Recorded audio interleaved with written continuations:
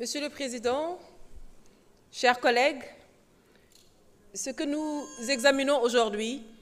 n'est pas simplement un texte technique. C'est notre règle du jeu, ici, à l'Assemblée nationale.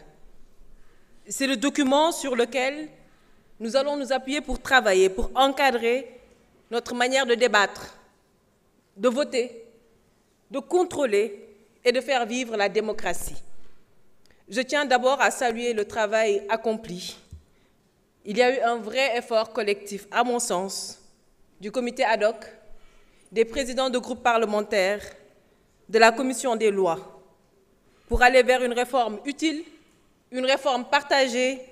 et respectueuse des équilibres politiques. Le texte apporte des avancées réelles que je soutiens pleinement. La création d'un comité permanent d'évaluation des politiques publiques, par exemple, est un pas décisif. On donne enfin un cadre clair à une commission constitutionnelle que nous n'avions jamais réellement eue auparavant. Et c'est à saluer. Je salue aussi la réforme des commissions d'enquête avec des pouvoirs élargis et mieux encadrés, le renforcement de la procédure sur l'immunité parlementaire, la création de la chaîne parlementaire et le rôle renforcé de la conférence des présidents. Et je veux souligner un point qui me tient particulièrement à cœur, c'est le rôle ou la reconnaissance, en tout cas du rôle des députés non inscrits. Ce texte consacre enfin leur place dans les instances de décision, notamment à la conférence des présidents, et leur donne des moyens concrets de participer pleinement à la vie parlementaire. Je pense que c'est une avancée démocratique majeure parce qu'elle respecte le pluralisme et la voix de tous les électeurs, même ceux qui ne se reconnaissent pas dans les grands blocs partisans. Cela dit, nous devons rester quand même très vigilants parce qu'il y a encore quelques zones d'ombre. Je pense à la question des démissions de députés. Le fait de permettre au bureau de constater hors session la démission d'un collègue qui quitte son parti soulève une vraie difficulté. Le député est élu par le peuple et ce lien ne peut être rompu sur décision administrative ou partisane. Nous devons alors éviter toute lecture qui pourrait faire glisser notre régime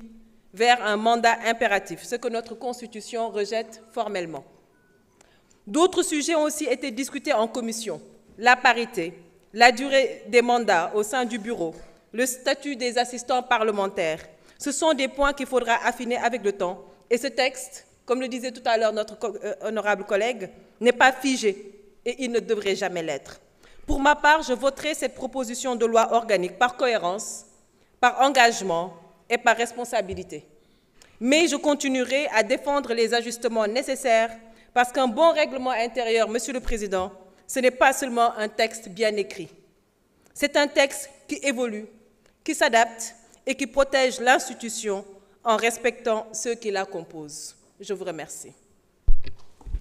Merci beaucoup. Honorable Aline Sen, vous avez la parole.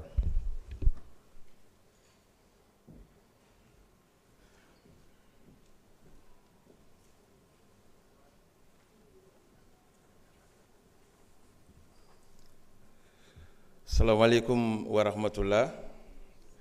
Président, ñi ngi lay nuyu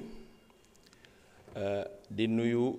les membres du bureau de l'Assemblée, les présidents de commission ñi ngi leen di nuyu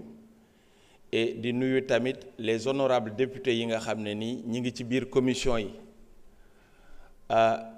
di njëkkee sunu kàddu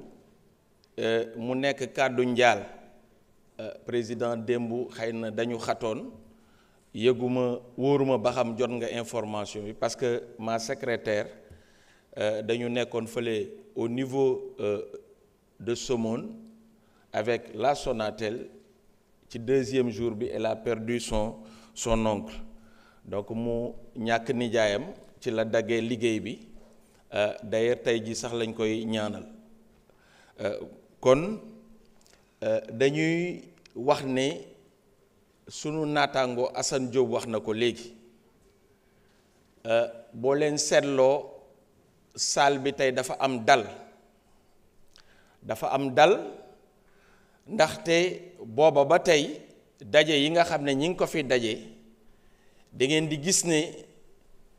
ministère yi danañu ñëw nekk ci wet gi waaye tey sunu biir la te lu tax daje bi ànd ak dal da ngeen gis ne boo moytul ñi nar a jël kàddu ñépp du ñu jël kàddu jëmale ko ci nit parce que léeg-léeg xët-xët yi ak xëccoo bi ci foofu lañ koy gisee mooy bu ñu tuddee nit wax nañ ko léegi règlement intérieur moom mooy biir defe naa amul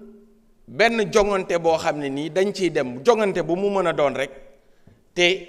définiruñu règlement intérieur maanaam jongante bi nan lañ cay demee lan moo la ca war lan moo la ca warul yow mi nga xam ne da ngay dem ci jongante bi tey bu ñu jëloon rek lu mel ne football di nga gis ne kat dañu teg ay règles bu ñuy wax hors-jeu bu ñuy wax faute bu fekkee ne arbitre bi dafa yor carton jaune ak carton rouge dana yor sax carton vert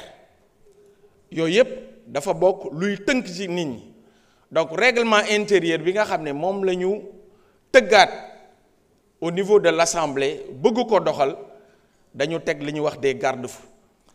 parce que c'est bien de mettre en place un règlement intérieur mais ce règlement intérieur dañu ko war a appliquer ñun ñi nga xam ne ñun ñooy ndaw askan bi li ñuy liggéey yépp nag ci biir assemblée moo xam ci biir commission yi la ak commission yu mu mën a doon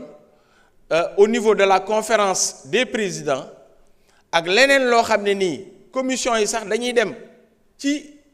base bi di liggéeyal assemblée nationale loolu dafa am foo xam ne dañ ko war a fësal ndax boo leen seetloo amul benn yoon boo xam ne nii lay xew ci biir conférence des présidents danañ ko wane télévision du ko wane am na loo xam ne député yi ñi ngi koy liggéey jege askan wi waaye kenn du ko fësal d'où maintenant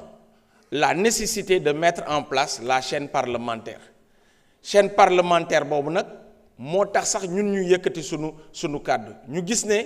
chaîne parlementaire boobu dafa am njëriñ te dañ cee boole woon ñépp ndax dafay baax am na koo xam ne mi ngi ci biir assemblée nationale bi mi ngi laaj lan mooy dayoo walla lan mooy importance su chaîne parlementaire ak nan lañ ci liggéeyee ba ak si fii kon di leen wax ne dès le début le président de l'assemblée woote na woote boo xam ne ni dañ cee sax woo suñu ay mag yoo xam ne ñoom dañu nekkoon ci wàllu média yi Babacar Diagne ci la bokkoon Daouda Ndiaye ci la bokkoon Mignel Barro Seye daf ci bokkoon Samba Mangane ak ñeneen ñoo xam ne nii non seulement nekkuñu woon peut-être ci télévision bi nekkuñu woon ci rajo bi mais ñi ngi doon liggéey ci suuf Mamadou Ibra Kane ak ñeneen ca booba la ñu tàmbalee associé leen ci ne leen kat dañu bëgg a taxawal chaîne parlementaire ñoom it ñu jox ñu seen xalaat ñu daje fi ay daje yu bëri nag ay daje yu bëri yoo xam ne ni gis nañ ne chaque fois danañu avancer ci wàllu contenu bi maanaam lan la ñuy dëxëñ ci biir chaîne parlementaire boobu ñu def ko ci def nañ ko ci wàllu texte yi tamit. jërëjëf honorable Marème Mbacké.